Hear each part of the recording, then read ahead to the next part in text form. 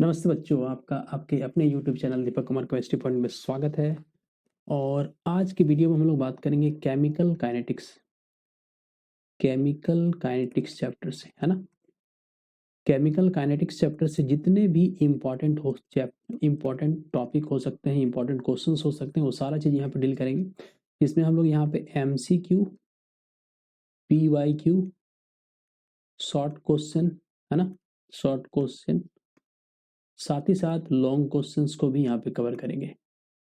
और आपको ये इंश्योर कर देता हूँ कि इस चैप्टर से जितने भी तरह के क्वेश्चंस आएंगे और जितना भी यहाँ पे क्वेश्चंस बनाया गया है वो सारा का सारा बहुत ज़्यादा इंपॉर्टेंट है और इससे बाहर नहीं जाएगा, है ना, इससे बाहर नहीं जाएगा। आपको केवल इतने सारे क्वेश्चंस को अच्छे ढंग से करके जाना है ना। जितना भी लेंथ का होता है, हो सकता है 1 घंटा या उससे कम का भी ये वीडियो हो, तो आपको बस ये 1 घंटा का समय जो है इस चैप्टर को दे देना है ना। 1 घंटा या उससे जो भी अप्रोक्स टाइम लगे इस चैप्टर को दीजिए और इस चैप्टर से 6 से 8 मार्क्स, है ना, 6 से 8 मार्क्स या उससे भी ज़्यादा 10 मार्क्स तक का भी क्वेश्चन आता है तो ये 10 मार्क्स आपके बिल्कुल श्योर हो जाएंगे, इसकी 100% गारंटी है ना। तो वीडियो को आपको क्या करना है, वीडियो को आपको सारे शुरू से लेकर अंत तक देखना है ना, जिसमें कि आपको सारे तरह के क्वेश्चन यहाँ पे बात करेंगे, MCQ को भी बात करेंगे, है ना, शॉर्ट क्वेश्चन, लॉन्ग क्वेश्चन, है सब्जेक्टिव प्लस ऑब्जेक्टिव। आपको किसी और दूसरे वीडियो को देखने की जरूरत नहीं है, यहाँ पे टोटल आपको मिल जाएगा, ठीक है। तो जैसा कि आप यहाँ पे देख भी रहे होंगे ना, यहाँ पे देख भी रहे हैं कि ये वाला जो क्वेश्चन है, ये पार्ट जो है ये 2026 के सैंपल पेपर से लिया गया है ना। जो इस बार सैंपल पेपर निकला था उसमें से ये क्वेश्चन पूछा गया है और ये क्वेश्चन बहुत बार रिपीटेड भी है। तो बिहार बोर्ड की ये खासियत होती है कि इसमें रिपीटेड क्वेश्चन बहुत ज़्यादा आते हैं। तो आपको बस इन रिपीटेड क्वेश्चंस को अच्छे ढंग से कर लेना है। और जितना भी क्वेश्चंस यहाँ पर डाला गया है पूरा चैप्टर का, जो इंपॉर्टेंट हो सकता है सारे तरह के क्वेश्चंस को यहाँ पे लिया गया है, ठीक है। तो आपको क्वेश्चंस और आंसर साथ में दिए जाएंगे, तो बस आपको केवल बने रहना है ना और देखते रहना है, ठीक है। तो जैसे पहला क्वेश्चन की अगर बात करें हम लोग, छदम कोटि या छदम प्रथम कोटि अभिक्रिया क्या होती है ना। छदम कोटि भी होता है, एक छदम प्रथम कोटि भी होता है, जिसको इंग्लिश में हम लोग क्या बोलते हैं, स्यूडो, है ना। स्यूडो फर्स्ट ऑर्डर रिएक्शन जो यहाँ पे लिखा हुआ है, स्यूडो फर्स्ट ऑर्डर रिएक्शन, तो आपको स्यूडो ऑर्डर रिएक्शन भी बोलता है, यानी छदम कोटि की अभिक्रिया भी पूछ सकता है, ठीक है। तो इसका अगर आंसर बात करें तो इसका आंसर आप इस तरह से लिख सकते हैं, है ना। यहाँ पे आंसर मैंने मेंशन कर दिया है, आप चाहे तो आंसर यहाँ से इस तरह से लिख सकते हैं। इसको मैं समझा देता हूँ। छदम प्रथम कोटि की अभिक्रिया वह अभिक्रिया होती है जो वास्तव में एक से अधिक कोटि, है ना, जैसे द्वितीय कोटि या तृतीय कोटि की भी हो सकती है, लेकिन जब एक अभिकारक बहुत अधिक मात्रा में मौजूद हो, है ना, ये अभिकारक होगा, ठीक है, मौजूद होता है तो उसकी सांद्रता लगभग स्थिर रहती है, जिससे अभिक्रिया प्रथम कोटि की तरह व्यवहार करती है ना। अगर आपसे इसी में पूछे कि छदम कोटि की अभिक्रिया क्या होती है, तो आपको सिंपली इसी लिखना है, जो दिखने में लगे अधिक कोटि की, है ना, जो दिखने में लगे, इस तरह से आप लिख सकते हैं, जो दिखने में लगे अधिक कोटि की, पर वास्तविकता में वो कम ऑर्डर की होती है। बस इसको आप लिख दीजिएगा तो ये छदम कोटि अभिक्रिया का डिफिनेशन हो जाएगा। जो दिखने में लगे अधिक कोटि, उच्च कोटि के, लेकिन उच्च कोटि की, पर वास्तविक में क्या हो, कम कोटि की हो, कम ऑर्डर हो ना, कम ऑर्डर का हो, ऑर्डर ऑफ रिएक्शन उसका कम हो।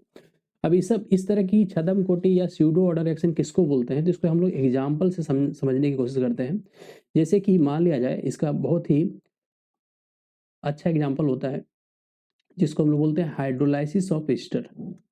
ईस्टर का जलांशन बोल सकते हैं, hydrolysis of Easter, hydrolysis of Easter. Easter आपको पता होगा, है ना, ये ग्रुप आपको पता होगा। तो यहाँ पे हम लोग क्या लेंगे, देखिए ध्यान से, जैसे CH3 COO CH3 लिया हमने, है ना, तो इसका नाम क्या होगा, तो जैसे यहाँ पे आप बोल सकते हैं इसका नाम क्या होगा, इसको बोलते हैं मिथाइल एसीटेट, मिथाइल एसीटेट। तो इसका जब रिएक्शन हम लोग किसके साथ कर देते हैं, वाटर के साथ कर देते हैं, किसके साथ कर देते हैं, वाटर के साथ कर देते हैं, किसके प्रेजेंस में, किसके प्रेजेंस में करते हैं? तो H+ आयन के प्रेजेंस में, यानी एसिड के प्रेजेंस में करते हैं, ठीक है। ये हो गया जल, ठीक है। तो इथाइल एसीटेट या मिथाइल एसीटेट का हम लोग जब जल के साथ अभिक्रिया करते हैं तो ये क्या बनता है, आप ऐसे ही पढ़ चुके होंगे ना।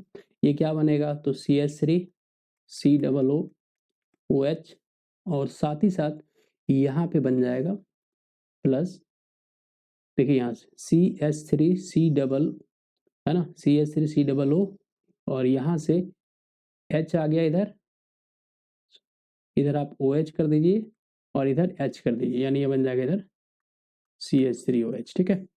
जैसे पानी को HOH लिखते हैं ना हम लोग, तो इधर H लिख दिया मैंने, इधर OH लिख दिया, तो ये बन गया एसिटिक अम्ल, है ना। ये कौन सा अम्ल हो गया? एसिटिक अम्ल। और इसका नाम क्या होगा बताइए, है ना, कमेंट बॉक्स में आप बता सकते हैं, या फिर इसका नाम मैं लिख ही देता हूँ, मीथेनॉल बोलते हैं इसको। क्या बोलते हैं? मीथेनॉल, ठीक है। तो इस तरह के अभिक्रिया में क्या खास बात होती है कि इसमें स्यूडो ऑर्डर रिएक्शंस में क्या होता है कि एक एक अभिकारक, जिसमें कि हमको पता है कि ये दोनों क्या हैं, ये दोनों आपके अभिकारक हैं। जो रासायनिक अभिक्रिया में भाग लेता है उसको क्या बोलते हैं हम लोग? अभिकारक बोलते हैं। तो इस तरह के अभिक्रिया में क्या होता है, एक अभिकारक की सांद्रता जो होती है, एक अभिकारक की सांद्रता वो बहुत अधिक हो जाती है या बहुत अधिक मात्रा में होती है, ठीक है। और दूसरे की जो होती है सांद्रता बहुत कम मात्रा में। एक है ना, एक अभिकारक की सांद्रता अधिक और दूसरे की सांद्रता क्या होगा? बहुत कम होगा, कंपेरेटिवली बहुत कम होगा, ठीक है। जैसे इसका अगर हम लोग मान लीजिए ले लिए कितना, 10 मोलर सॉल्यूशन, है ना, 10 मोलर सॉल्यूशन ले लिया, और इसका मैंने मान लिया इसका अगर हम ले रहे हैं तो मान लिए कि 0.01 मोलर, है ना। तो यहाँ 10 मोलर, यहाँ 0.01 मोलर, इसके कंपेरिजन में बहुत कम है। तो इसका जो कंसंट्रेशन होता है, इसका जो सांद्रता होता है, वो अभिक्रिया में देखा जाता है कि स्थिर होती है। यानी अभिक्रिया की जो दर होगी वो केवल और किस पे डिपेंड करेगी? तो केवल और केवल किस पर निर्भर कर रही है यहाँ पे? तो अभिक्रिया की दर केवल और केवल यहाँ पे इस मिथाइल एसीटेट पर निर्भर कर रही है, ठीक है ना। इस मिथाइल एसीटेट पर निर्भर कर रही है, मिथाइल एसीटेट पर निर्भर करती है। तो इस तरह की अभिक्रिया को हम लोग बोलते हैं छद्म, है। छद्म का आप झूठा भी बोल सकते हैं ना, स्यूडो को ऐसे झूठा भी बोलते हैं, झूठा, है ना, छद्म कोटि की अभिक्रिया, है ना। तो जैसे यहाँ पे दिख रहा है क्या, यहाँ पे अगर हम लोग अगर रेट लिखना चाहें, अगर इसका रेट लिखे तो क्या लिख सकते हैं हम लोग? ये इस तरह से लिखेंगे KCH3COO CH3, और फिर क्या लिखेंगे इधर, इसके साथ क्या था? पानी था, है ना। तो ऐसा यहाँ पे देखने को लग रहा है कि ये सेकंड ऑर्डर का होना चाहिए, इसका पावर में 1, इसका पावर में 1, है ना। ये दोनों को जोड़ दीजिएगा तो 1 + 1 यानी कितना आ गया? सेकंड ऑर्डर है। लेकिन एक्चुअल में क्या होता है, ये यहाँ पे केवल इसकी सांद्रता पर डिपेंड करती है, इसकी सांद्रता पर डिपेंड नहीं करती है। तो इसीलिए इसको क्या बोलते हैं हम लोग? प्रथम कोटि की अभिक्रिया। वो भी कौन सा प्रथम कोटि? छद्म, है ना, छद्म प्रथम कोटि की अभिक्रिया। तो इस तरह के अभिक्रिया, ये क्वेश्चन बहुत बार रिपीट हुआ है, तो इस क्वेश्चन को आपको बहुत ध्यान से देखना है ना, बहुत बार रिपीट किया हुआ है, इस क्वेश्चन को एकदम करके जाना है। सिंपल सा आपको बोलना क्या है, जो दिखने में लगे हायर ऑर्डर का, उच्च कोटि का, है ना। जैसे बहुत सारे बोला भी जाता है, कुछ कुछ व्यक्ति ऐसे होते हैं जो बहुत ज़्यादा फेंक देते हैं, लेकिन होते एक्चुअल में कुछ भी नहीं है ना। तो उसी टाइप का ये है, अभिक्रिया भी है उच्च कोटि का, और ये होता क्या है, दिखाया क्या हम उच्च कोटि का, लेकिन होगा ये निम्न कोटि का, लोअर ऑर्डर का, ठीक है। चलिए सेकंड क्वेश्चन का अगर बात करें हम लोग, सेकंड क्वेश्चन में अगर देखें हम लोग, तो जैसे इस क्वेश्चन, ये न्यूमेरिकल क्वेश्चन है ना, ये न्यूमेरिकल क्वेश्चन है, इसको हम लोग बना के देखेंगे, और इस तरह के क्वेश्चन आपके एग्जाम में आते हैं, ठीक है। तो आपको इस तरह का क्वेश्चन को तैयारी करके जाना है। पहले क्वेश्चन को हम लोग पढ़ते हैं, समझते हैं क्या बोला जा रहा है, क्या क्या दिया हुआ है क्वेश्चन में, क्या निकालना है, ठीक है। चलिए क्वेश्चन को पढ़ते हैं। एक प्रथम कोटि अभिक्रिया का दर स्थिरांक कितना है? 1.5 गुना 10⁻³ पर सेकेंड है। इस अभिकारक के 5 ग्राम को 3 ग्राम तक कम होने में कितना समय लगेगा? तो ये क्वेश्चन है ना। ये क्वेश्चन भी कब पूछा गया है? 2026 के सैंपल पेपर में दिया हुआ है, ठीक है। तो सैंपल पेपर वाला जो हम लोग सबसे पहले देख लेंगे। सबसे पहले यहाँ पे हम लोग सैंपल पेपर 2026 में जो जो क्वेश्चन दिया है उसको क्लियर कर लेंगे, ठीक है। उससे आपको पता चल जाएगा कि क्या क्या क्वेश्चन तैयारी करना है। इसके बाद हम लोग 2025 देख लेंगे, फिर 2024 देख लेंगे, 23 देख लेंगे, 22 देख लेंगे। इस तरह से PYQ यहाँ पे आपको है ना 2016 तक हम लोग देखेंगे, यानी 2026 से लेकर 2016 यानी 10 वर्ष तक का हम लोग देख लेंगे, और इससे बाहर तो क्वेश्चन जाएगा ही नहीं जाएगा। ठीक है, ठीक है, इससे बाहर नहीं जाएगा। चलिए करते हैं इस क्वेश्चन को हम लोग, क्या क्या दिया है पहले क्वेश्चन देख लेते हैं हम लोग। तो क्वेश्चन में यहाँ पे सबसे पहले आपको यहाँ पे रेट कांस्टेंट दिया है ना, के दिया है 1.15 इंटू 10 के पावर -3 पर सेकेंड दिया है। ठीक है, और इस अभिकारक का 5 ग्राम, कितना ग्राम बोला है, तो आपको इनिशियल कंसंट्रेशन, इसको आर इस तरह से दिखाते हैं हम लोग है ना, ये 0 टाइम पे दिखाता है, 0 टाइम पे रिएक्टेंट का कंसंट्रेशन R0 कितना ग्राम दिया है, 5 ग्राम दिया है। 5 ग्राम को 3 ग्राम तक, कितना ग्राम तक, 3 ग्राम तक। ठीक है, 3 ग्राम तक, 5 ग्राम इनिशियल है और इसका प्रारंभिक सांद्रता ये और अंतिम सांद्रता 3 ग्राम दिया है। तो बोल रहा है कि 5 ग्राम से ये 3 ग्राम तक पहुंचेगा तो इसको कितना समय लगेगा, टाइम पूछ रहा है यहाँ पे। ठीक है, टाइम कितना लगेगा, तो इसके लिए आपका एक मैथमेटिकल फॉर्म, मैथमेटिकल डेरिवेशन है ना, आपने अगर पढ़ रखा है तो इसका एक मैथमेटिकल फॉर्मूला होता है फर्स्ट ऑर्डर रिएक्शन का, फर्स्ट ऑर्डर यानी प्रथम कोटि की अभिक्रिया का ये फॉर्मूला होता है, और ये फॉर्मूला बहुत ही ज़्यादा इंपॉर्टेंट है। अगर ये चैप्टर में ये नहीं किया आपने, मैंने कुछ नहीं किया। ठीक है, सबसे ज़्यादा अगर कोई अभिक्रिया की कोटि इंपॉर्टेंट होता है तो फर्स्ट ऑर्डर होता है। ठीक है, तो ये फॉर्मूला आपको याद रखना है, अगर नहीं याद है तो मैं लिख दे रहा हूँ, आप इसको यहाँ से याद कर लीजिएगा। के क्या है, दर स्थिरांक, के बराबर क्या होता है 2.303 अपॉन टी लॉग, यहाँ पे प्रारंभिक सांद्रता और यहाँ पे अंतिम सांद्रता। इस फॉर्मूला में पुटअप कीजिएगा, आंसर आपका आ जाएगा। खैर हम बना देते हैं यहाँ पे, तो यहाँ पे इसको अगर सॉल्व करते जाए हम लोग को टी निकालना है, तो टी बराबर क्या हो जाएगा, तो फॉर्मूला बराबर बन जाएगा 2.303 बटा के लॉग, और इनिशियल कंसंट्रेशन यानी प्रारंभिक सांद्रता कितना दिया है 5 ग्राम। अब 5 ग्राम का कोई अभिकारक है, वो अभिक्रिया करते करते खत्म हो गया है ना, और लास्ट में कितना बच रहा है, 3 ग्राम तक बच रहा है। ठीक है, तो अब यहाँ पे सारे का वैल्यू रख दीजिए आप। के का वैल्यू कितना है, तो 1.15 है ना, 1.15 लॉग, इसको आप इस तरह से कर सकते हैं, ग्राम ग्राम कैंसिल हो जाएगा, लॉग m बाई एन का फॉर्मूला पढ़ रखा आपका, log m minus log n, इस तरह से। ठीक है, अब यहाँ पे इसको कैलकुलेट करना है, तो अगला पेज ले लेते हैं हम लोग। तो यहाँ पे t बराबर आ जाएगा 2.303 बटा 1.15 इंटू 10 के पावर -3 है ना, ये था ना। अच्छा, यहाँ पे 10 के पावर -3 मैंने नहीं लिखा था, 10 के पावर -3 पर सेकंड था। ठीक है, अब इसको यहाँ पे log 5 माइनस log 3, इसको आपको कैलकुलेट कर देना है, कैलकुलेट कर दीजिएगा, आंसर आ जाएगा। चलिए इसको हम लोग सॉल्व करते हैं। इसको जब 1.15 को 2.303 से आप डिवाइड कीजिएगा तो इसका 2.002 समथिंग आता है, 26 आता है, और ये हो गया इंटू 10 के पावर -3। log 5 का वैल्यू आपको पता होगा, log 5 का वैल्यू कितना होता है, log 5 का वैल्यू कितना होता है, तो log 5 का वैल्यू ऐसे एग्जैक्ट बोला जाए तो 0.69 नहीं होता है ना, log 5 का वैल्यू 0.69 होता है। हम लोग यहाँ अप्रोक्स 0.70 लेके चलेंगे, 0.70 माइनस log 3 का वैल्यू कितना होता है, तो 0.477 होता है, तो इसको 0.48 ले लीजिए आप।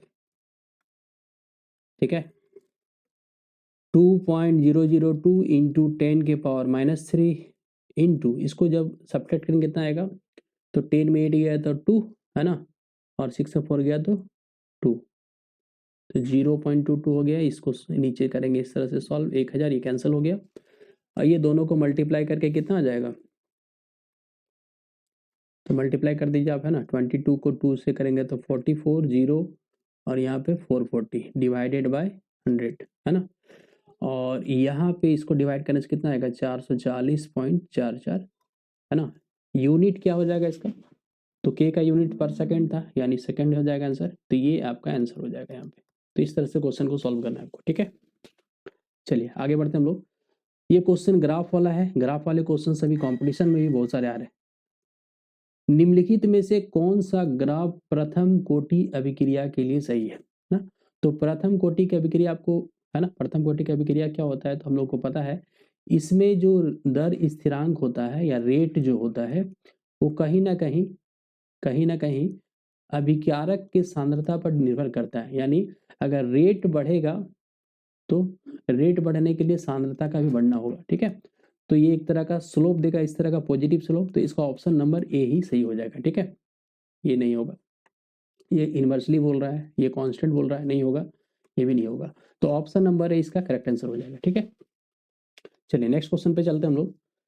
ये क्वेश्चन है कि शून्य कोटि की अभिक्रिया के लिए, कौन सी कोटि की, जीरो ऑर्डर के लिए, शून्य कोटि की अभिक्रिया के लिए दर स्थिरांक की इकाई क्या होगी।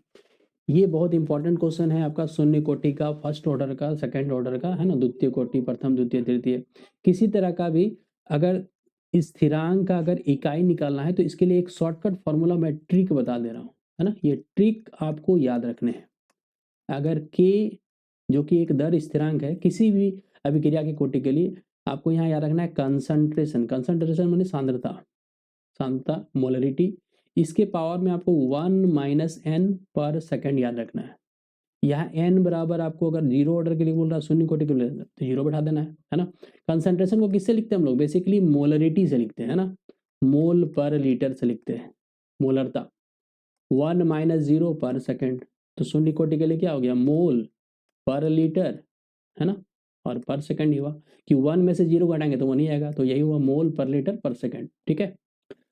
इसके लिए और एक आपको ट्रिक बता देते हैं, जैसे पहचानने के लिए कभी बोलेगा, है ना, इकाई दे देगा पहचानने के लिए, तो आपको सिंपली क्या करना है, लीटर का यूनिट देखना है। इस लीटर के यूनिट पे क्या करना है ट्रिक में, कि आपको यहाँ पे +1 जोड़ देना है ना, +1 जोड़ देना है। +1 जोड़ दीजिएगा, जैसे मान लीजिए यहाँ पे लीटर है ही नहीं, मान लीटर क्या है, 0, लीटर पे 0 होगा, मतलब 1 है, तो ये कौन सा, इसको +1 जोड़ देगा, मतलब ये किसका यूनिट हो जाएगा, फर्स्ट ऑर्डर का, है ना, ट्रिक से निकल जाएगा। अगर यहाँ देखिए लीटर पे 2 है तो इससे +1 जोड़े, मतलब ये किसका यूनिट दिया होगा, तो ये थर्ड ऑर्डर का है। यहाँ पे 1 है तो 1 + 1 ये कितना हो, सेकंड ऑर्डर का हो जाएगा। यहाँ पे देखिए -1 + 1 कर देंगे तो क्या आ गया, 0 आ गया, मतलब ये कौन सा, जीरो ऑर्डर का, तो यही आंसर हो गया। तो ट्रिक मैंने दो तरह का ट्रिक यहाँ बताया, ये चीज़ आपको याद रखना है, ये याद रखना है, और ये भी याद रखना है ना, ये भी ट्रिक याद करना है। दोनों ट्रिक्स आपको आसानी से किसी भी तरह की अभिक्रिया की कोटि है उसका आसानी से इकाई आप निकाल सकते हैं या चेक कर सकते हैं, इंपॉर्टेंट चीज़ है ना। और जो भी व्यूअर्स मेरे इस चैनल पर रहे हैं, आपसे ये गुजारिश होगा कि आप अगर इस चैनल पर नए हैं तो चैनल को सब्सक्राइब कर देंगे और दोस्तों को शेयर कर दीजिए ना। आपका सब्सक्रिप्शन और कमेंट, है ना, हम लोग को अप्रिशिएट करता है वीडियो बनाने के लिए, है ना। तो आप अगर इस चीज़ को करते हैं तो हम लोग को मोटिवेशन मिलेगा, हम लोग ज़्यादा से ज़्यादा वीडियो आप लोग के लिए बनाएंगे, है ना, इस तरह टिप्स ट्रिक दे करके। तो आपसे यही गुजारिश है। चलिए नेक्स्ट क्वेश्चन पे चलते हैं हम लोग।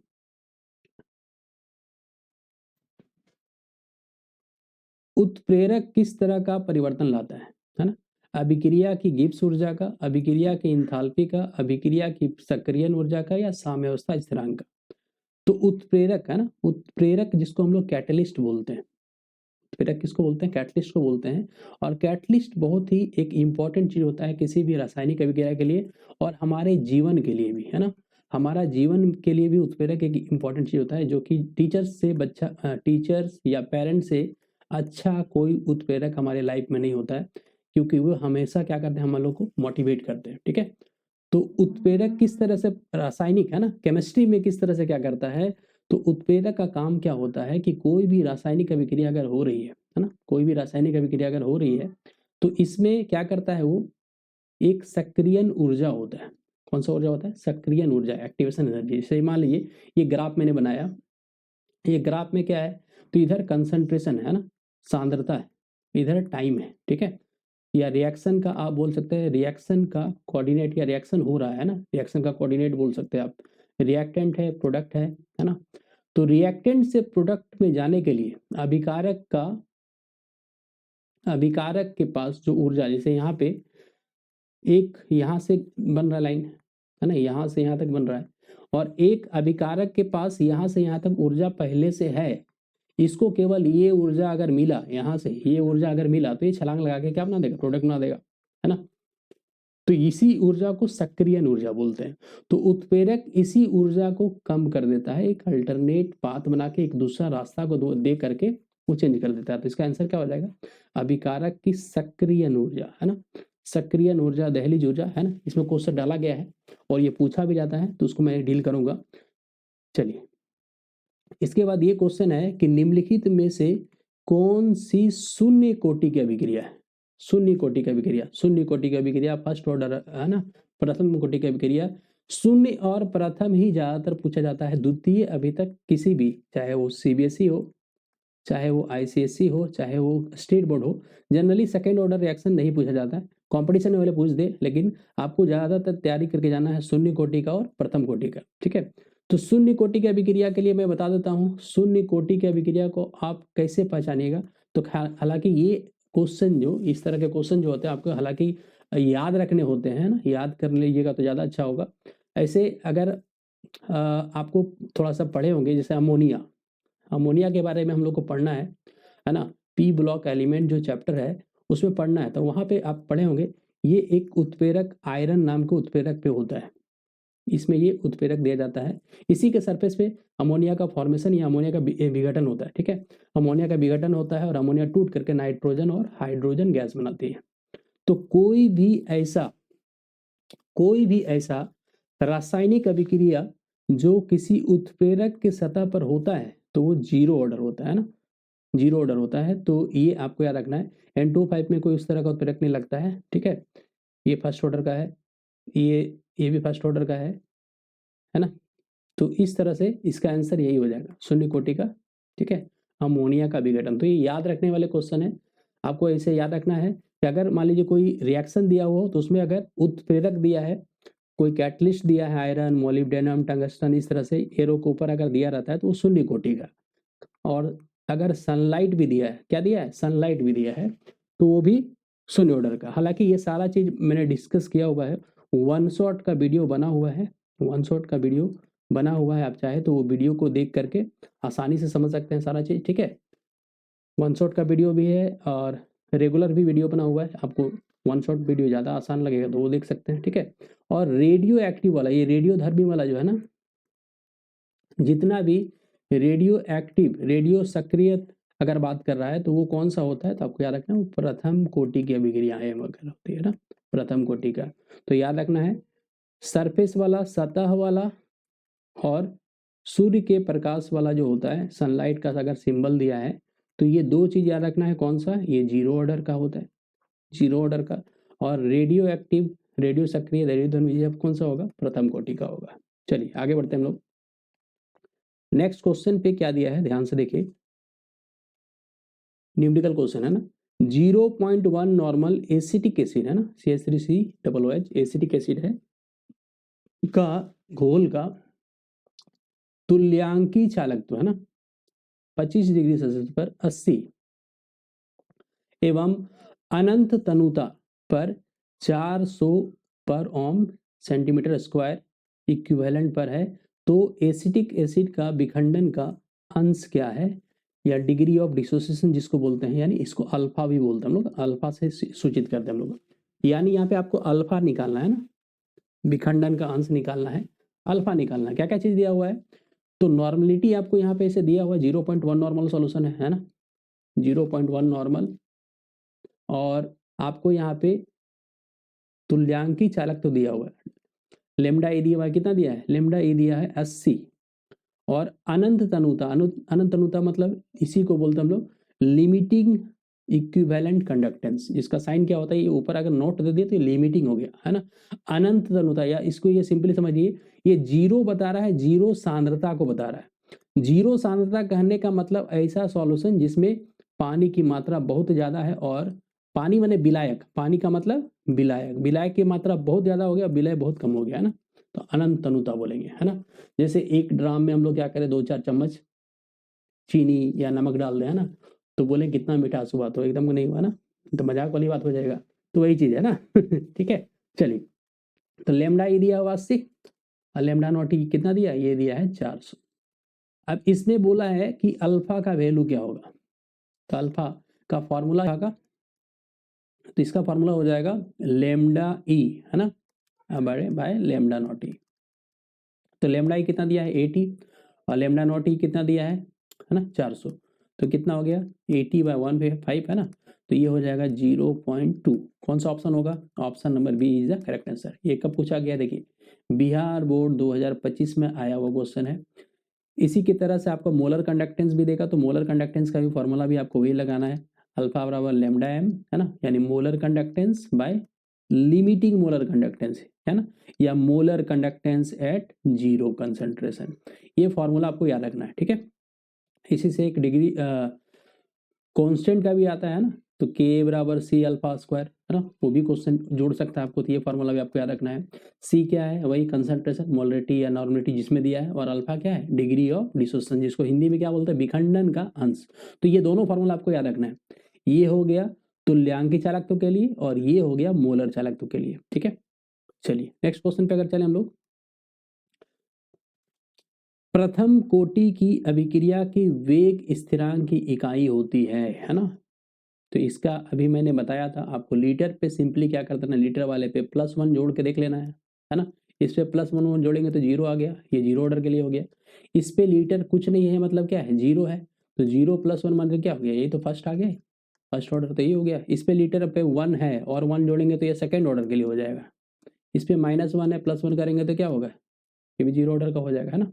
तो इसका करेक्ट आंसर क्या होगा? Option number B, B is the correct answer, है ना। ऐसे भी याद कर लेना, time inverse, second inverse, minute inverse, है ना, और आवर्स पर इनवर्स, है ना।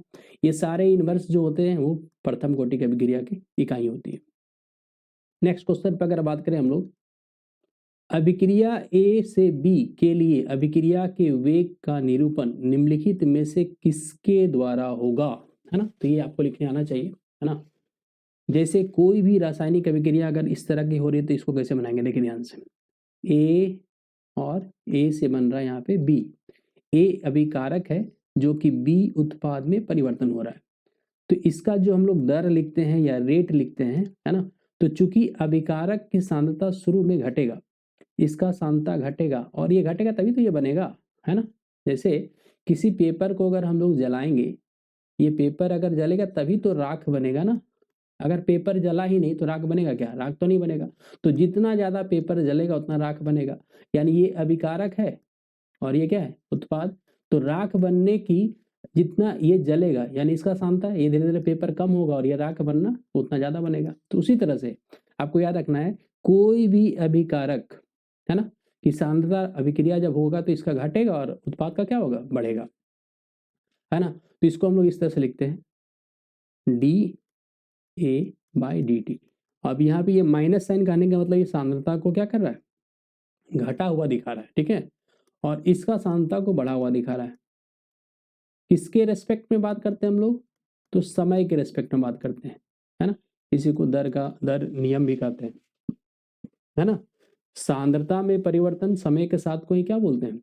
दर, है ना, या रेट ऑफ रिएक्शन, अभिक्रिया की दर।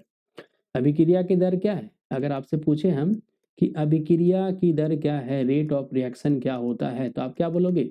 सांद्रता का या सांद्रता में परिवर्तन किसके सापेक्ष?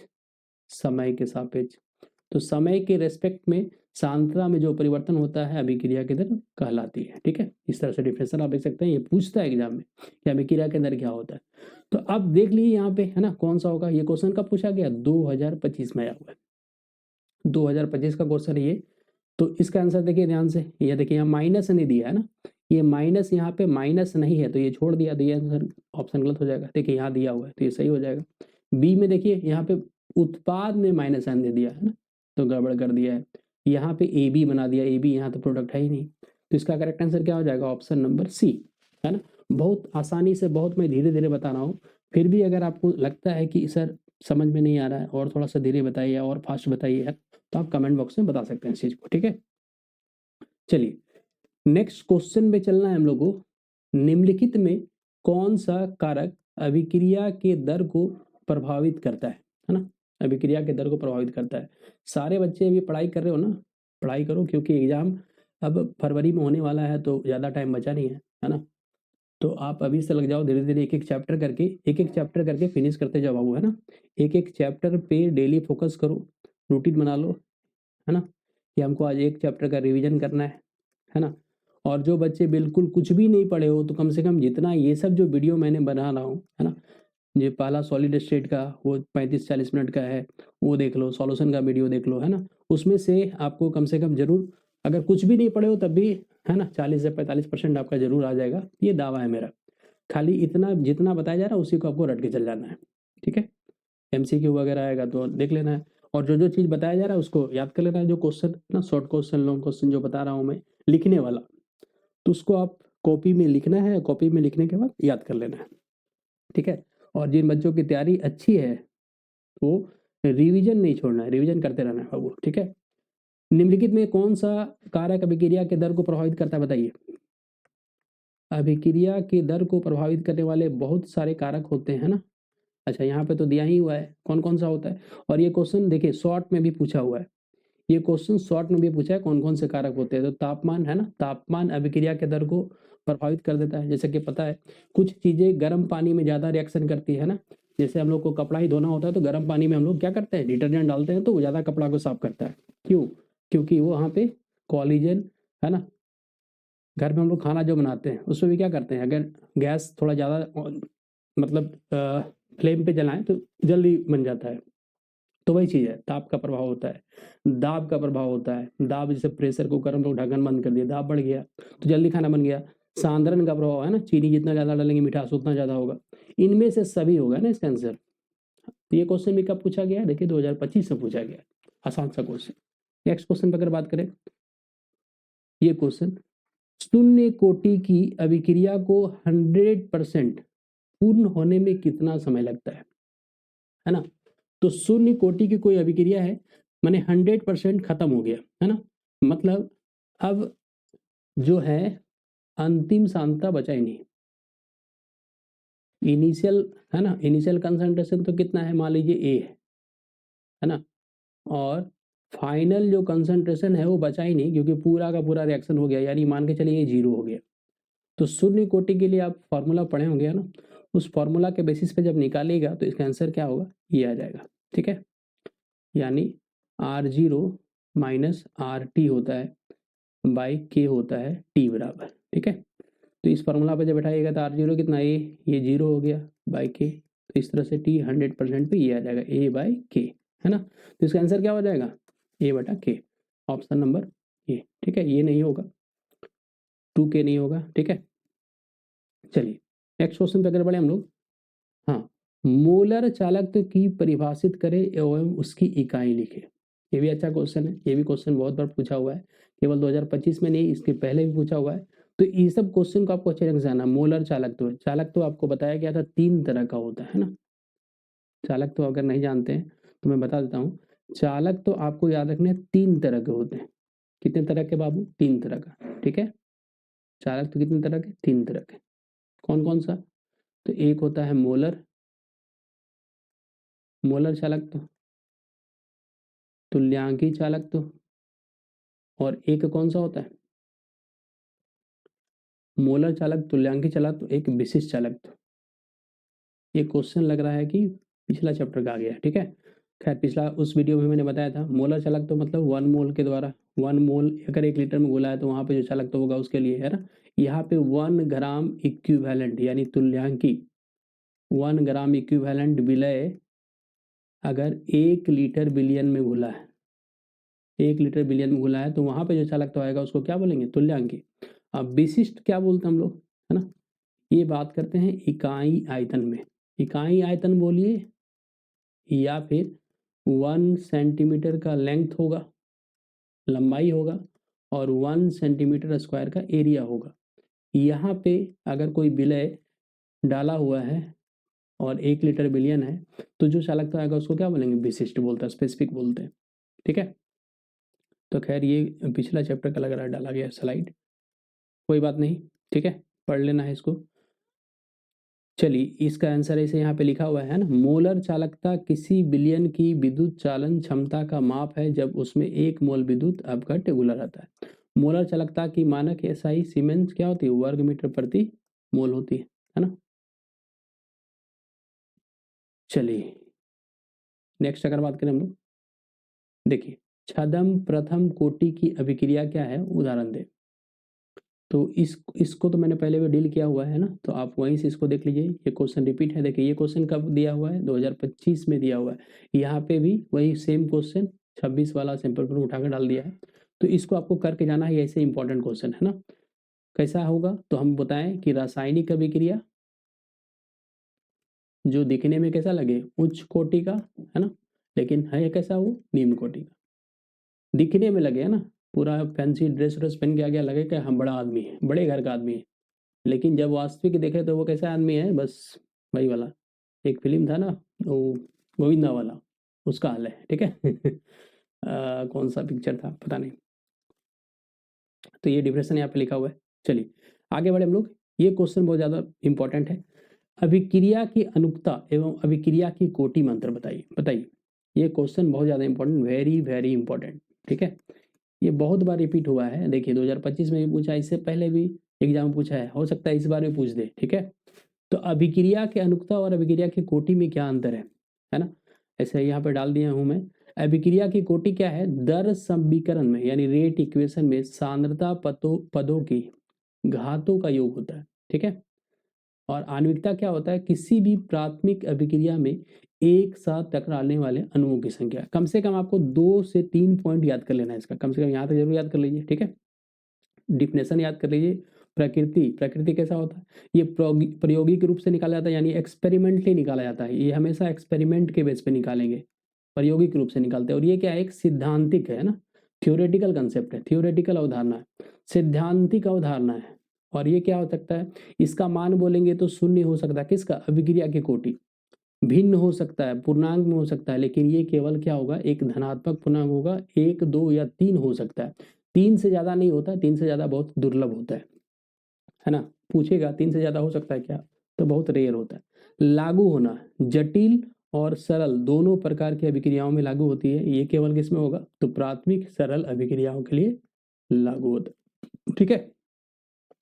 निर्भरता अगर बोल दे तो प्रायोगिक स्थितियों पर निर्भर करती है, प्रायोगिक स्थितियों से स्वतंत्र होता है, ठीक है। यहाँ पे जैसे दिखाया गया है, एक अभिक्रिया जो ए और बी की सांद्रता पर निर्भर करता है, तो इस तरह से इसका पावर को जोड़ दिया गया। ये सांद्रता किसका, अभिकारक के सांद्रता पदों की घातों का योग, इतना आप लिख लीजिएगा तो भी चलेगा, है ना। अभिकारक के सांद्रता पदों की घातों के योग को क्या बोलते हैं, अभिक्रिया की कोटि बोलते हैं, है ना। और आणविकता क्या होता है, आणविकता एक्चुअली क्या है कि कितना कोई दो मॉलिक्यूल टकराया अगर, और मान लीजिए ये प्रोडक्ट बना दिया, तो जितना मॉलिक्यूल टकराए और टकराने के बाद, है ना, 2 या 2 से अधिक मॉलिक्यूल, 3 भी हो सकता है, टकराने के बाद अगर रासायनिक अभिक्रिया वो करवा देता है, तो जितना अभिकारक टकराया, अभिकारक की जो संख्या होगी उसी को आणविकता बोलते हैं। तो सिंपली समझना है, अभिक्रिया की कोटि प्रायोगिक होती है, ये सिद्धांतिक होती है ना। अभिक्रिया की कोटि 0 हो सकता है, लेकिन ये 0 कभी नहीं होगा। ये भिन्न में हो सकता है ना, भिन्न हो सकता है अंश बटा, लेकिन ये कभी नहीं होगा। तो इस चीज को आपको याद रखना है।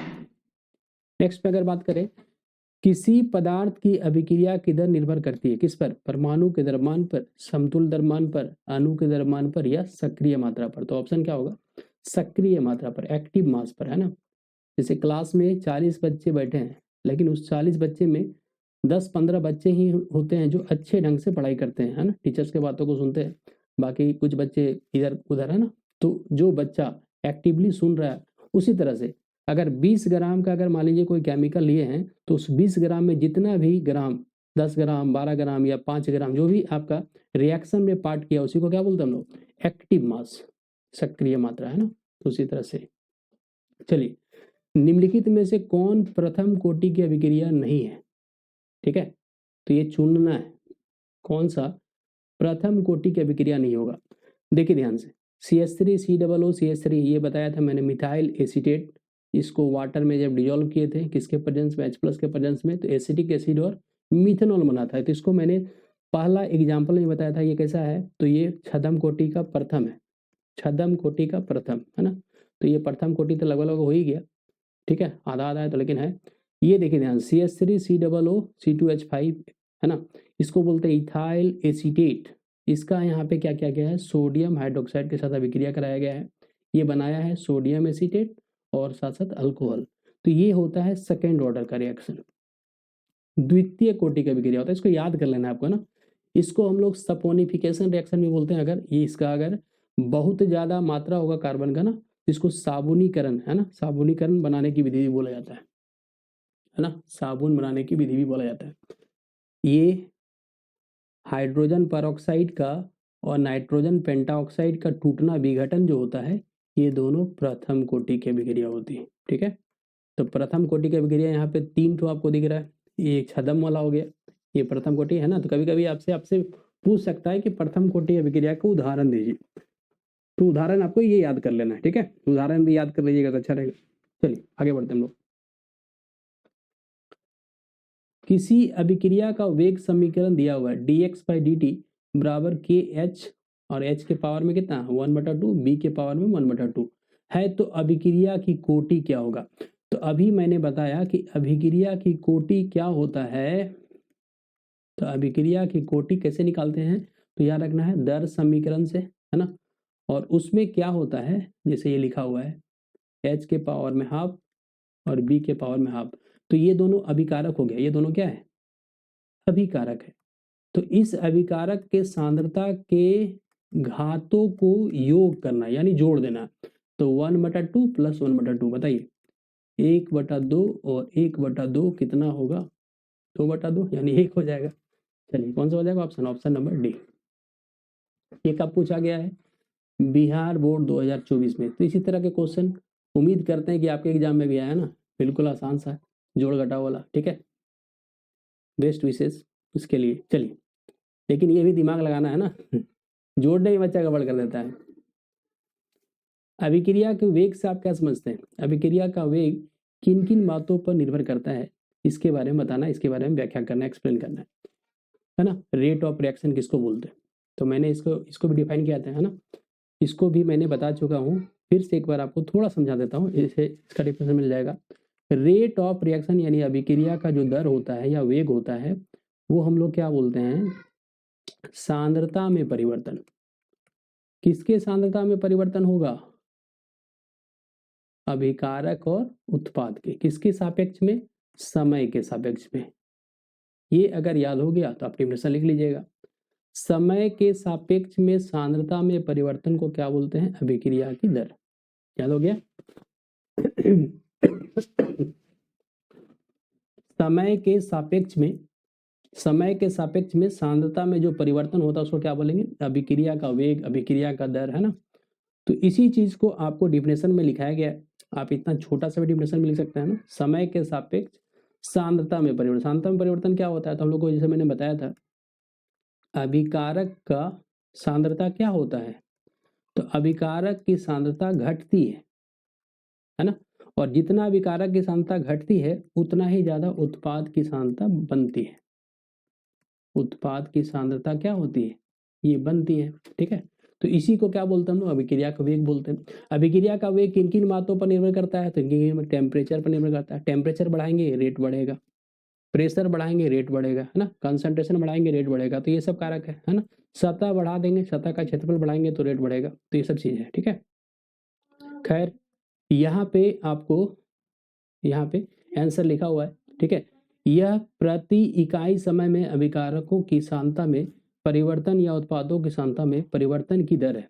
इकाई क्या होगा, मोल पर लीटर पर सेकंड, है ना, जैसी इकाई होती है।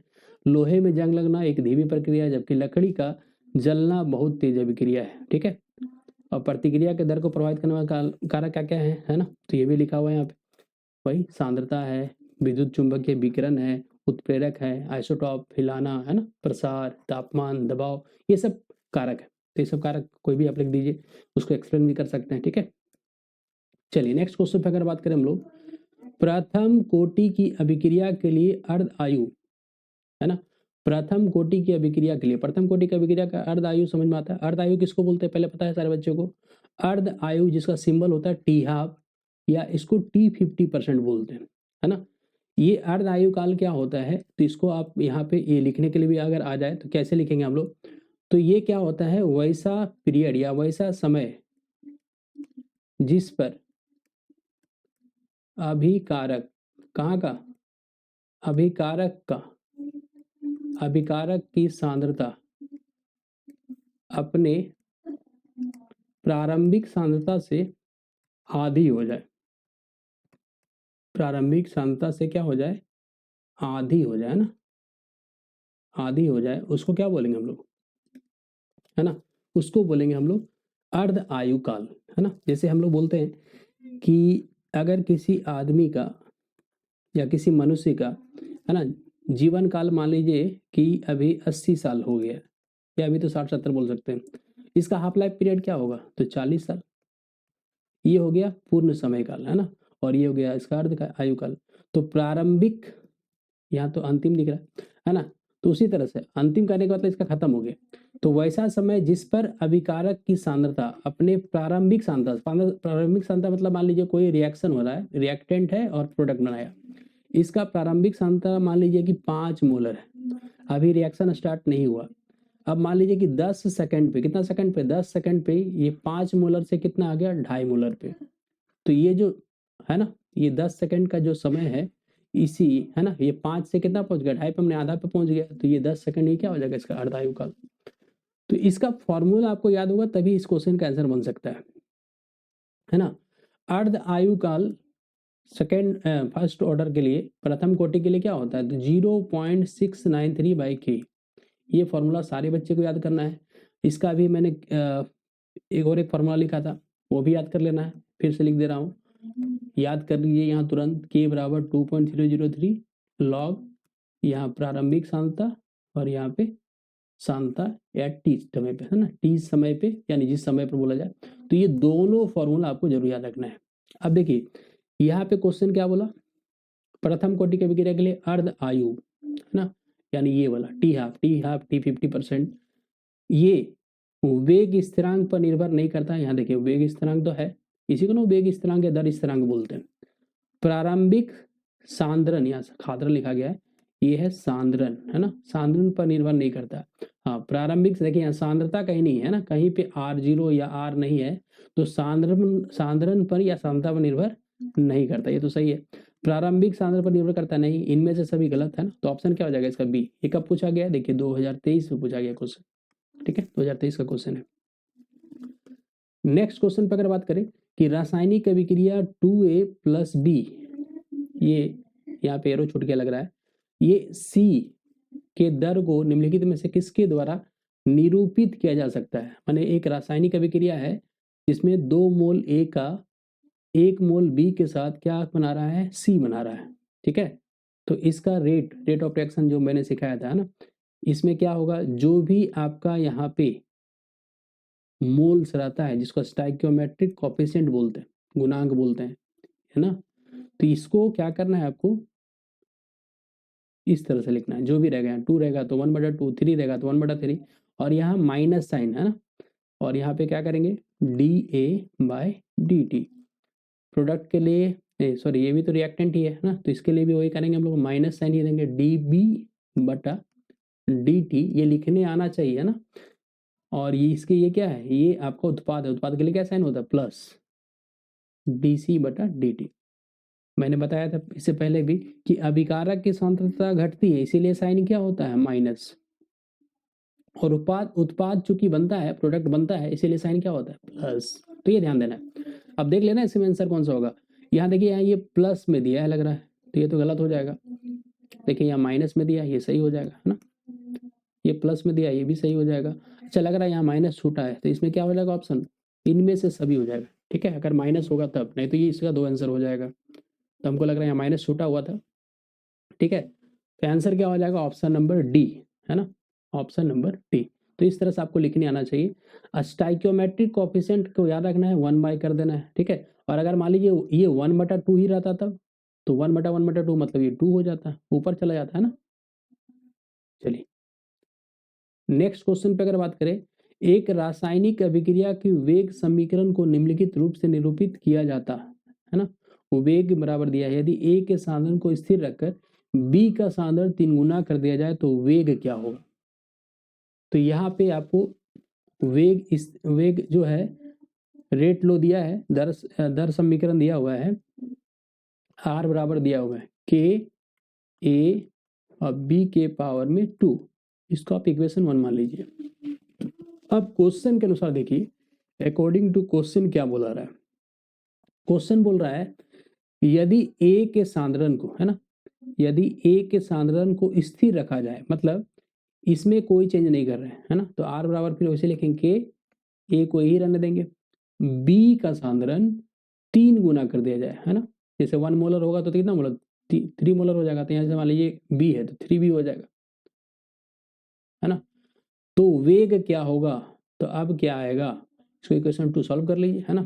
तो आर बराबर क्या हो जाएगा, देखिए के ए और 3 का स्क्वायर क्या हो जाएगा 9, है ना, 9 को बाहर कर देना है। तो अब यहाँ पे क्या आ गया, इसको अगर हम लोग आर डैश मान लेते हैं, आर डैश से दिखा रहे हैं, ठीक है, सेकंड वाला को, तो अब क्या होगा 9 को यहाँ कर दे, 9 के ए और बी का स्क्वायर, ठीक है। अब ध्यान से देखिए यहाँ पे, यहाँ ध्यान से देखना है, ये वाला जो है इतना से इतना पार्ट ये किसके बराबर है, आर के बराबर है। के ए बी का होल स्क्वायर, के ए बी का होल स्क्वायर किसके बराबर है, आर के बराबर है। तो नया आर डैश क्या होगा 9 इंटू आर हो गया, मतलब अब नया जो वेग आएगा वो पुराने वेग से कितना गुना हो गया, 9 गुना हो गया, ठीक है, 9 गुना हो गया। तो क्वेश्चन बोल रहा है, आंसर बोल रहा है यहाँ पे 2 गुना हो जाता है, नहीं, 3 गुना हो जाता है, नहीं, 6 गुना हो जाता है, नहीं, 9 गुना हो जाता है। तो ऑप्शन नंबर क्या हो जाएगा, डी, ठीक है। चलिए नेक्स्ट क्वेश्चन पे अगर बात करें हम लोग, किसी रासायनिक अभिक्रिया का वेग स्थिरांक निम्नलिखित में से किस पर निर्भर करता है, किस पर निर्भर करता है बताइए। जो किसी भी रासायनिक अभिक्रिया का वेग स्थिरांक यानी के जो होता है वो किस पर निर्भर करता है ना, किस पर निर्भर करता है, ताप पर, मात्रा पर, भार पर, समय पर। तो इसके लिए एक अलग से इक्वेशन ही पढ़ते हैं हम लोग, जिसको आर्हेनियस समीकरण बोलते हैं। और इस समीकरण आप लोग पढ़ रखे हैं, है ना। आर्हेनियस समीकरण क्या है, जो दर स्थिरांक, कौन स्थिरांक, दर स्थिरांक तथा ताप के बीच संबंध स्थापित करता है। ताप के बीच क्या स्थापित करता है, संबंध स्थापित करता है, ठीक है, संबंध स्थापित करता है। के बराबर पढ़े ना, A E to the power E minus A by R T, ये पढ़ रखा है मैंने, ठीक है, आपने पढ़ा होगा। तो यहाँ के का ताप के साथ डायरेक्ट रिलेशनशिप होता है, तो यहाँ पे आंसर क्या हो जाएगा, ताप। और बोला जाता है कि ताप अगर टेम्परेचर को 10 डिग्री सेल्सियस तक बढ़ा दिया जाए तो रिएक्शन का जो रेट होता है यानी के और आर, ये दोनों जो होता है 2 से 3 गुना तक बढ़ जाते हैं, और किसी किसी टाइम में तो 10 गुना भी बढ़ जाता है, ठीक है। लेकिन जनरली 10 डिग्री सेल्सियस बढ़ाने से क्या होता है, 2 गुना से 3 गुना कोई भी रासायनिक अभिक्रिया जनरली बढ़ जाती है, ठीक है।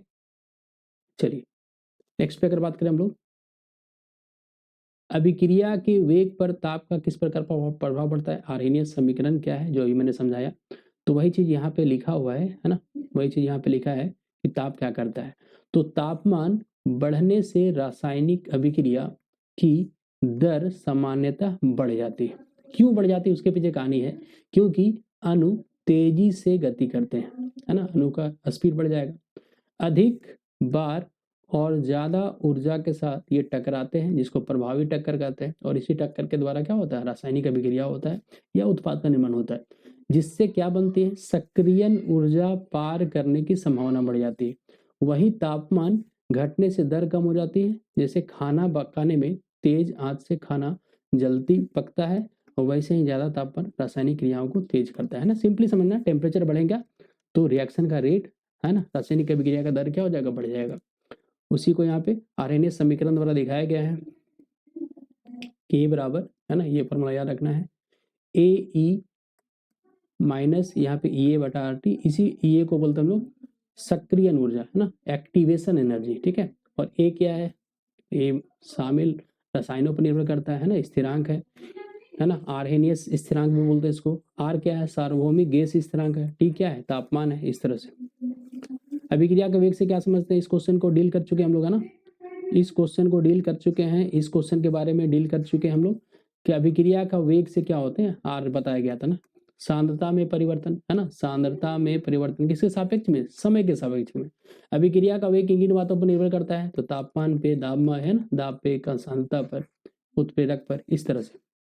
चलिए, किसी रासायनिक अभिक्रिया की दर, कब का क्वेश्चन देखिए, 2022 का क्वेश्चन है ना। किसी रासायनिक अभिक्रिया की दर समय के साथ बढ़ती है, समय के साथ घटती है, समय के साथ घट या बढ़ सकती है, समय के साथ स्थिर रहती है।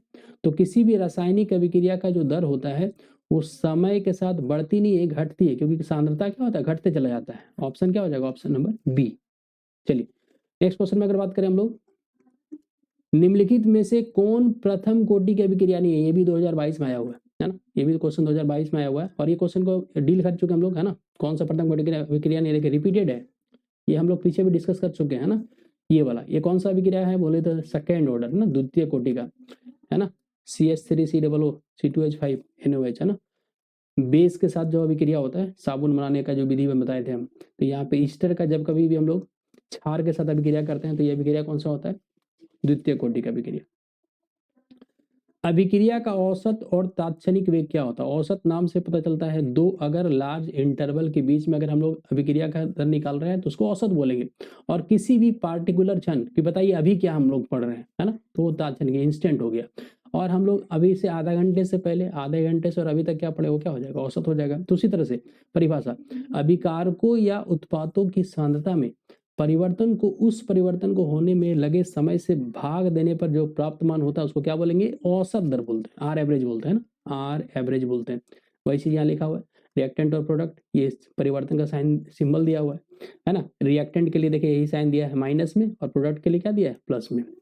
इसे कैसे ज्ञात करें, सांद्रता बनाम समय ग्राफ पर दो बिंदु खींचिए, है ना, इस तरह से निकाल सकते हैं। इसके लिए भी एक अलग से वीडियो बना हुआ है ना, experimental determination of rate of reaction, उसमें बिल्कुल अच्छे ढंग से बताया गया है, आप चाहे तो सर्च करके देख सकते हैं ना, केमिकल काइनेटिक्स चैप्टर का जो प्लेलिस्ट है उस पर जाइएगा, experimental determination of rate of reaction, है ना, उसमें अच्छे ढंग से बताया गया। चलिए, प्रतिक्रिया की तात्कालिक दर क्या होता है, तात्कालिक का मतलब तत्काल, है ना, इंस्टेंट, किसी विशिष्ट क्षण में अगर निकाल रहे हैं अभिक्रिया की दर तो उसी को क्या बोलते हैं हम लोग, तात्कालिक दर, है ना, आर इंस्टेंट बोलते हैं। इसको स्मॉल डी से दिखाते हैं, ये स्मॉल डी का मतलब स्मॉल चेंज को बताता है, छोटे से चेंज के बारे में बता रहा है, और अगर डेल्टा लिखे मतलब ये लार्ज चेंज को बता रहा है। बड़ा परिवर्तन डेल्टा, डेल्टा का मतलब यहाँ पे औसत हो गया है, ये औसत को बता रहा है, और ये तत्कालिक को बता रहा है, ठीक है, इससे भी समझ सकते हैं। चलिए, इसमें भी वही चीज लिखा हुआ है। चलिए इस क्वेश्चन देखिए, ये क्वेश्चन फिर पूछा है कब, 2021 में पूछा है कि अभिक्रिया का वेग से क्या समझता है, अभिक्रिया का वेग किन किन बातों पर निर्भर करता है ना, देख रहे ना कितने बार रिपीट हुआ है, इसको भी डील कर चुके हम लोग, है ना।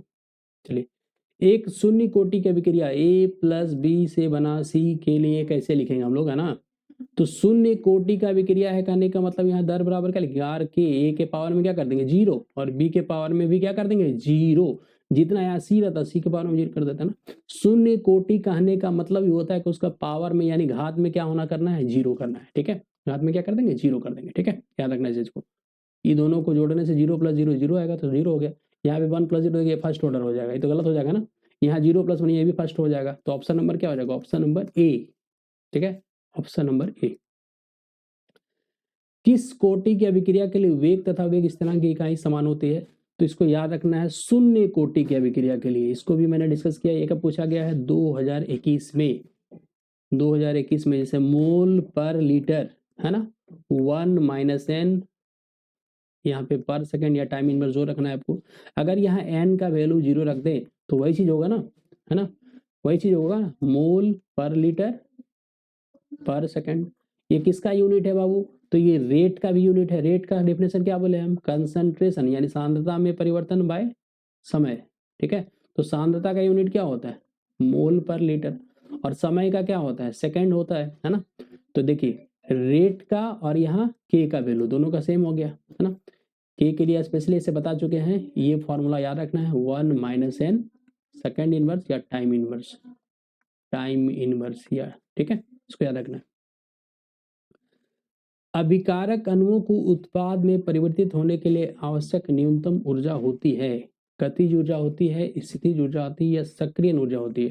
देखिए डिफिनेशन हो गया, अभिकारक अणुओं को उत्पाद में परिवर्तित होने के लिए जो आवश्यक न्यूनतम ऊर्जा होता है उसको सक्रिय ऊर्जा बोलता है। और ये एग्जाम में पूछता है तो आप डिफिनेशन यहीं से बना के याद कर लीजिए, है ना। 2021 का इंपॉर्टेंट क्वेश्चन था ये, और ये अभी भी इंपॉर्टेंट है। हम बोल रहे हैं ना कि इस चैप्टर में जितना अभी बताया गया, जितना भी क्वेश्चन आप देख रहे हैं, सारे के सारे इंपॉर्टेंट क्वेश्चन है, एक दूसरे से लिंक है ना। यही सब क्वेश्चन घुमा घुमा के पूछता है, कभी इधर कभी उधर, है ना। सक्रिय ऊर्जा, ठीक है, तो आंसर क्या हो जाएगा, सक्रिय ऊर्जा, एक्टिवेशन एनर्जी। प्रथम कोटि की अभिक्रिया का वेग स्थिरांक, वेग स्थिरांक आपको पता चला कि नहीं चला अभी तक? वेग स्थिरांक का सिंबल क्या होता है बताइए, आर होगा कि के होगा, है ना। तो के होगा। आर क्या है, आर क्या है, अभिक्रिया का दर है, ठीक है। तो के का वैल्यू यहाँ पे दिया हुआ है, के का वैल्यू ये दिया है 0.05 पर मिनट। इस अभिक्रिया का अर्धकाल समय निकाले, है ना। तो के दिया है बाबू, के दिया हुआ है, आपको निकालना क्या है, अच्छा के दिया हुआ है, टी हाफ निकालना है। के दिया हुआ है कितना, 0.005 पर मिनट, ठीक है। और आपको निकालना है यहाँ पे टी क्या होगा, तो आप पढ़ चुके हैं प्रथम, है ना, प्रथम कोटि का अभिक्रिया क्या होता है 0.693 बाई के, ठीक है। तो टी हाफ ही यहाँ निकालने बोला था, तो इसको पुट कर देना है 0.693 और डिवाइडेड बाय 0.0005, सॉल्व कर देंगे जो आएगा आंसर हो जाएगा। इसमें 4 जीरो होगा, इसमें 3 जीरो होगा, तो ये 3 तो खत्म, 5 को भागा दे देना है ना। 13 पचे 65, 4 43, 5 छठे 40, 138.1386 सेकंड, है ना, 1386 सेकंड आंसर, ठीक है। इस तरह से निकालना है, आपको फॉर्मूला याद रहेगा तो बन जाएगा।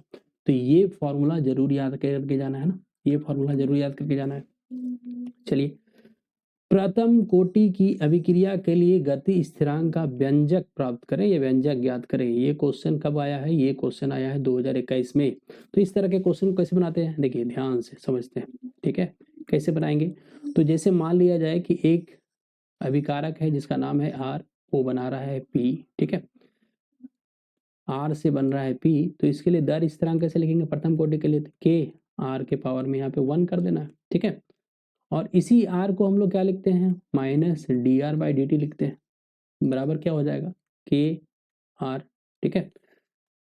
अब आपको करना क्या है, थोड़ा सा उलटफेर करना है, इस माइनस को उधर भेज दीजिए, डी टी को उधर भेज दीजिए, तो डी आर बराबर क्या लिख सकते हैं हम लोग, माइनस, ठीक है, के इंटू डी टी, और इस आर को ले आना है इधर, इस आर को किधर ले आना है, इधर ले आना है, ठीक है। अब यहाँ पे क्या करना है आपको, यहाँ पे इंटीग्रेशन करना है ना, इंटीग्रेशन करना है। तो इंटीग्रेशन जब करेंगे हम लोग तो इसके रेस्पेक्ट में करेंगे, डी आर बाय यहाँ एल एन आर आ जाएगा, ठीक है। यहाँ पे इसको आप ऐसे कर दीजिए, डी आर, आर मैंने यहाँ रिएक्टेंट लीजिए, आर बराबर ऐसे लिख सकते हैं minus D R by D T, है ना, डी आर बाई यहाँ पे आर, और यहाँ पे अच्छा इस माइनस को उधर भेज चुके थे तो माइनस को इधर से हटाइए, इस माइनस को हटाते हैं, है ना, और यहाँ पे वाइट ले लेते हैं हम लोग, ठीक है। माइनस के इंटू डी टी को इंटीग्रेट कर देते हैं, ऑन इंटीग्रेट, है ना। अब इंटीग्रेशन करेंगे तो क्या होगा, लोअर लिमिट हायर लिमिट का कहानी होगा, यहाँ पे आ जाएगा आर जीरो, यहाँ पे आ जाएगा आर, यहाँ माइनस के डी टी, टी बराबर 0, टी बराबर टी, है ना। तो क्या हो जाएगा आंसर बताइए, इसका आंसर आ जाएगा यहाँ पे क्या, इसको बोलते हैं हम लोग एल एन आर, यहाँ पे आर जीरो, यहाँ पे आर, ठीक है।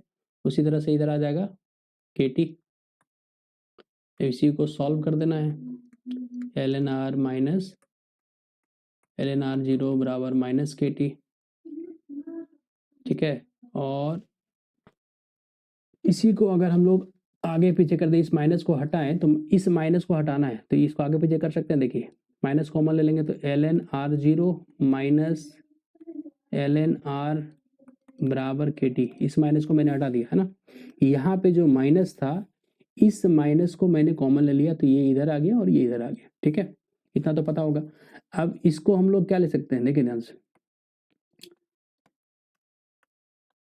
ऐसे लिख सकते हैं क्या, log m minus log n पढ़े हैं आप, है ना, इस तरह से होता है, बराबर के टी। अब इस ln को अगर log में कन्वर्ट करते हैं तो कितना से मल्टीप्लाई करते हैं हम लोग, 2.303 log r0 बाई r बराबर क्या आ गया, के टी। इसी k को हम जब इधर ले आएंगे, है ना, इसी k को जब इधर ले आते हैं तो ये बन जाता है क्या, देखिए ध्यान से, ये बन जाएगा,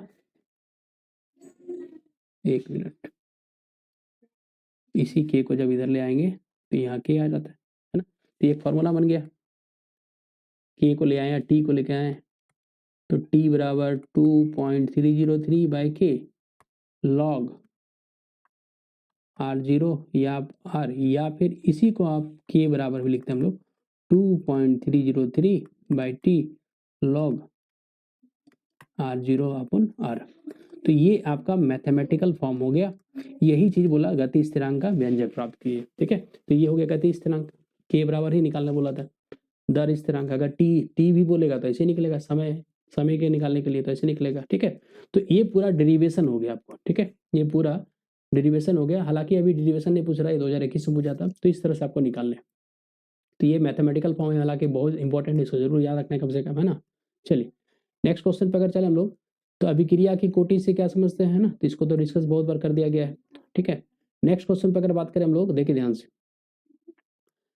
फर्स्ट ऑर्डर रिएक्शन के लिए क्या होगा, बताइए कौन सा ऑप्शन इसका सही होगा, 0.6 अपन के, या 0.693 अपन के, या 0.683 बाई के, या 0.10 के, क्या होगा 0.693 बाई के, है ना।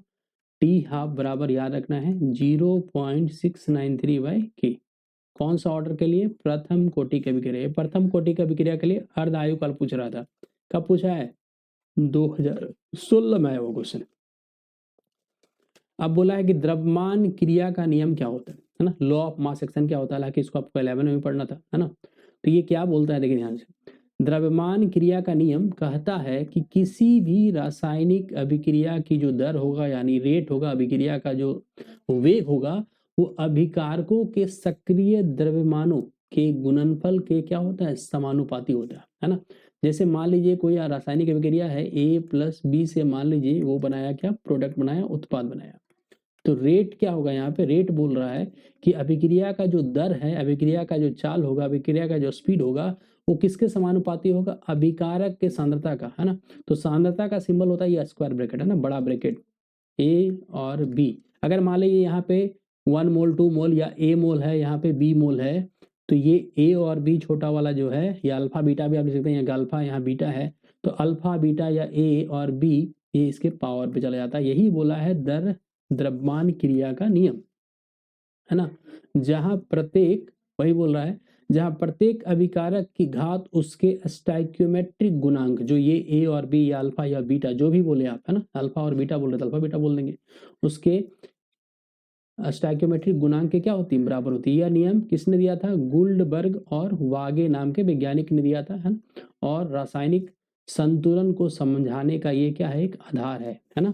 तो द्रव्यमान क्रिया का नियम यही बोलता है कि कोई भी रासायनिक अभिक्रिया का जो स्पीड होगा, वेग होगा, वो किसके समानुपाती होगा, याद करना है, अभिकारक के सांद्रता के समानुपाती होगा। और अभिकारक का जो मोल रहेगा, वो मोल कहाँ रख देना है, पावर में रख देना है, बस इतना याद कर लेना, है ना। चलिए आगे बढ़े। तापमान का अभिक्रिया दर पर क्या प्रभाव पड़ता है ना, तापमान का अभिक्रिया के दर पर क्या प्रभाव पड़ेगा, बताइए। तो बहुत बार डिस्कस कर चुके हैं इसको भी, है ना, इसको भी बहुत बार डिस्कस कर दिया गया है कि अगर टेम्परेचर बढ़ाएंगे हम लोग तो अभिक्रिया का दर बढ़ेगा। क्यों बढ़ेगा, क्योंकि जैसे ही टेम्परेचर बढ़ाते हैं, इस टेम्परेचर के बढ़ाने से क्या होता है, कोलिजन, कोलिजन मतलब टक्कर, कोलिजन संख्या बढ़ जाती, कोलिजन संख्या बढ़ जाती, कोलिजन संख्या बढ़ने से, है ना, या कोलिजन संख्या से पहले समझिए, देखिए पहले क्या होगा, तो पहले गतिज ऊर्जा बढ़ेगा। कौन सा ऊर्जा बढ़ेगा, गतिज ऊर्जा बढ़ेगा। गतिज ऊर्जा बढ़ने से फिर कोलिजन संख्या बढ़ेगा, कोलिजन संख्या जैसे ही बढ़ेगा, और ये अगर, है ना, प्रॉपर ऊर्जा, इसमें भी याद रखना, प्रॉपर ऊर्जा और अभिविन्यास बोलते हैं, ओरिएंटेशन बोलते हैं। अगर ये दोनों सही रहा तो उत्पाद बन जाएगा। ठीक है, उत्पाद बन गया मैंने रासायनिक अभिक्रिया हो गया। तो तापमान का यही काम होता है ना, कि रासायनिक अभिक्रिया को जल्दी करवा देना।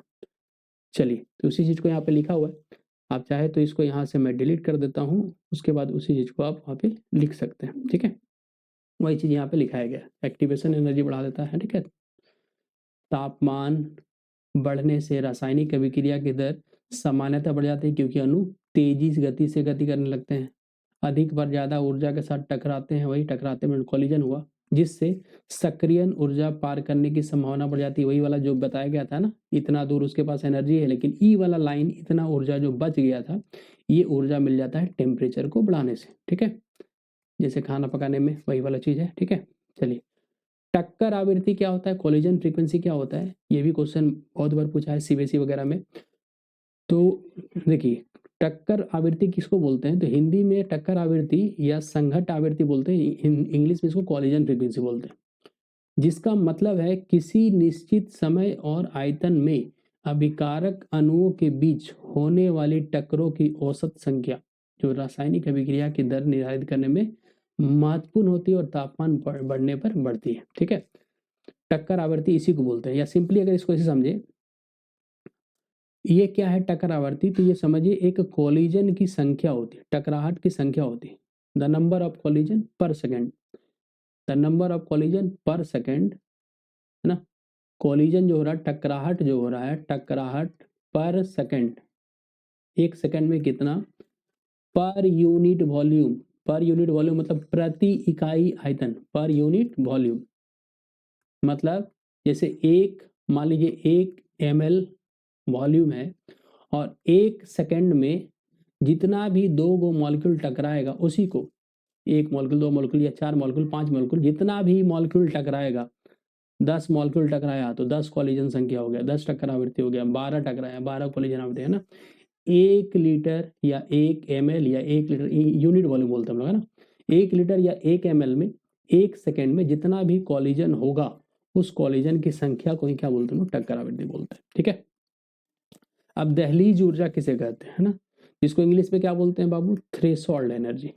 कौन सा एनर्जी बोलते हैं इसको, थ्रेशोल्ड एनर्जी इसको बोलते हैं। तो इसका डिफिनेशन है ना, जैसे सक्रिय ऊर्जा आपको समझाए थे हम, देखिए इसको भी समझ लीजिए आप, है ना, इसको भी समझा देते हैं हम ध्यान से। जैसे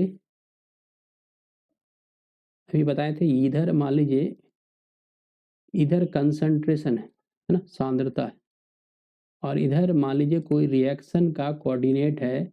रिएक्शन का कोऑर्डिनेट कहने का मतलब अभिकारक और उत्पाद है। ठीक है, तो अभिकारक यहाँ पे है, और मान लीजिए उत्पाद यहाँ पे बनेगा। ठीक है, तो यहाँ पे इस ग्राफ में इतना जो ये दिख रहा है, इतना यहाँ पे अभिकारक है, अभिकारक के पास इतना एनर्जी है ना, सांद्रता या एनर्जी का ग्राफ बोलिए आप, एनर्जी इतना इसके पास है।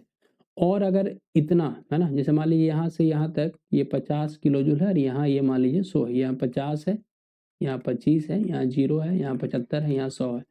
अगर इस अभिकारक के पास और 50 किलो जूल आ जाए, तो ई 50 किलो जूल को हम लोग एक्टिवेशन या सक्रिय ऊर्जा बोलते हैं। लेकिन ये 50, यहाँ का 50, और दूसरा दिखाते हैं हम, इसको व्हाइट से दिखाते हैं, और ये वाला 50, है ना, ये वाला 50 और यहाँ का ये 50, ये दोनों को अगर जोड़ देते हैं, यानी हम बोले ए से बी पॉइंट और ये सी से डी है, तो ए से बी वाला को हम लोग बोलेंगे कौन सा ऊर्जा बाबू, दहलीज ऊर्जा, या दहली ऊर्जा, या फिर थ्रेशोल्ड एनर्जी।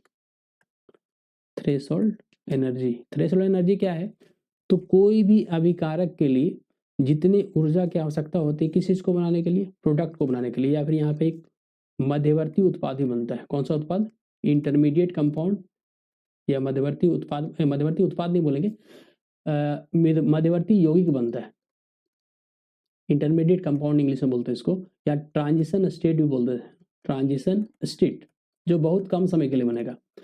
तो किसी भी अभिकारक के लिए, किसी भी अभिकारक के लिए जो भी न्यूनतम ऊर्जा होती है, किसी भी अभिकारक के लिए, न्यूनतम नहीं बोलेंगे यहाँ पे कुल समझिए, अभिकारक की कुल ऊर्जा, अभिकारक की कुल ऊर्जा जो क्या बना दे, उत्पाद बना दे, उसको क्या बोलेंगे, दहलीज ऊर्जा। और सक्रियण ऊर्जा क्या बोलेंगे, तो ये आपका न्यूनतम ऊर्जा हो गया, माने अतिरिक्त ऊर्जा बोल सकते हैं हम, है ना।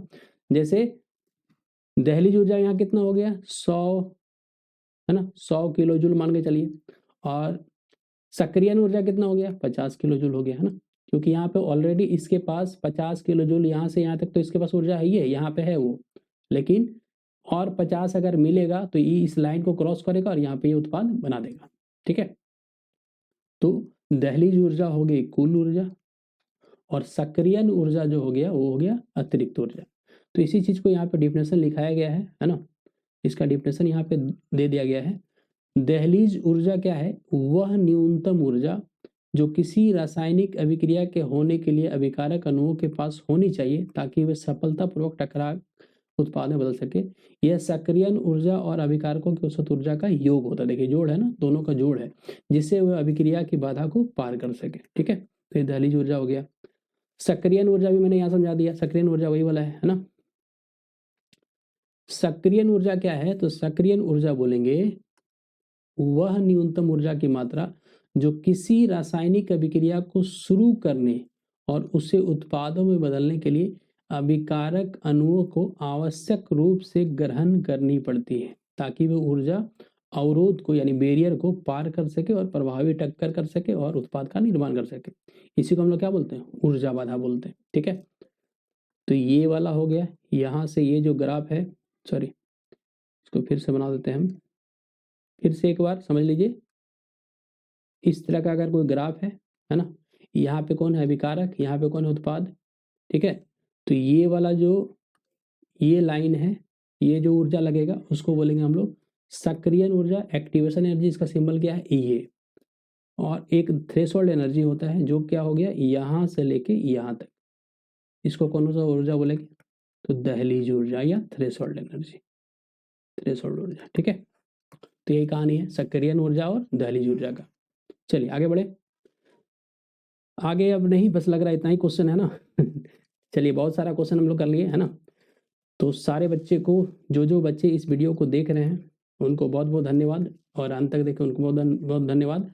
लाइक करना है चैनल को, है ना, चैनल को लाइक करना है, वीडियो को लाइक करना है, कमेंट करना है। अगर कोई भी आपको दिक्कत होता है इससे, कोई भी चीज़ समझने में, स्पीड में या जो भी होता है, तो आप कमेंट जरूर कीजिए, और वीडियो को शेयर कीजिए, है ना, वीडियो को शेयर कीजिए ताकि जो भी दोस्त, है ना, जो भी दोस्त, जितना भी टाइम लगा, हमको लगता है 1 घंटा के 1.5 घंटा के आसपास जो भी लगा, इस 1 से 1.5 घंटे में, 1 से 1.5 घंटे में आपका ये चैप्टर का जितना इंपॉर्टेंट क्वेश्चन है वो सारा का सारा यहाँ पे करवाया गया, और इससे बाहर नहीं जाएगा, है ना, इससे बाहर नहीं जाएगा, इसकी गारंटी है।